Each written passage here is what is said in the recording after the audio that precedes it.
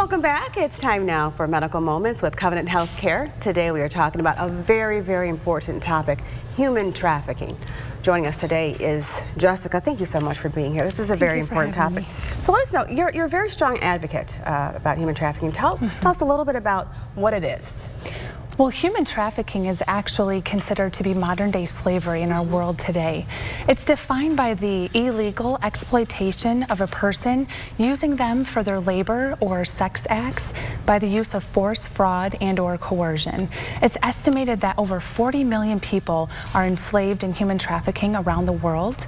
And in the United States, there's a huge prevalence of trafficking occurring where people are being sold all across the country. And sadly, Michigan is one of the largest states for human trafficking, with the Tri-City area having a lot of victims being sold right here. Those numbers are just staggering. Those They are really so are. difficult to hear. So what are some of the misconceptions about human trafficking? So a lot of people believe that human trafficking targets a specific population, and that's simply not true. Human trafficking does not discriminate against age, race, gender, or even economic status. We're also finding that parents and grandparents are selling their children and grandchildren for sex, even here in the Tri-City area. That's shocking. It is. Okay, so tell us this. So what should we look out for? What are some of the warning signs if you suspect there could be a case of human trafficking around? So if there's a change in suddenly in someone's personality, if they're outgoing and bubbly and now all of a sudden they're withdrawn, if they're checked out. Another sign is if they're inconsistent with their stories, not able to tell you where they live, what day it is.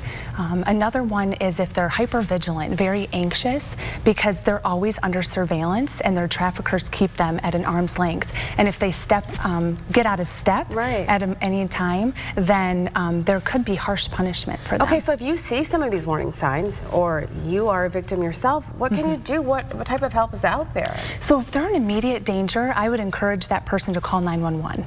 Sure. Now, if they suspect something, they just have that gut feeling that something's wrong, I would encourage them to call the National Anti-Trafficking Hotline number, where they can report any suspicious activity and also get more resources. I can just feel this passionate spirit from you about this. Tell me, why are you so passionate about this topic? I am passionate because that 40 million trapped around the world, those represent individual people, people whose innocence and voice have been taken from them. And so I feel like it's our personal duty to be their voice and also prevent more people from getting trapped in this horrific crime. People's children, their grandchildren, their friends, their sisters and brothers, they're involved with this. Thank you so much for bringing this important topic to us today. Thank you for having me. And if you would like any additional information on today's topic, you can find it in the hot link section on WNEM.com.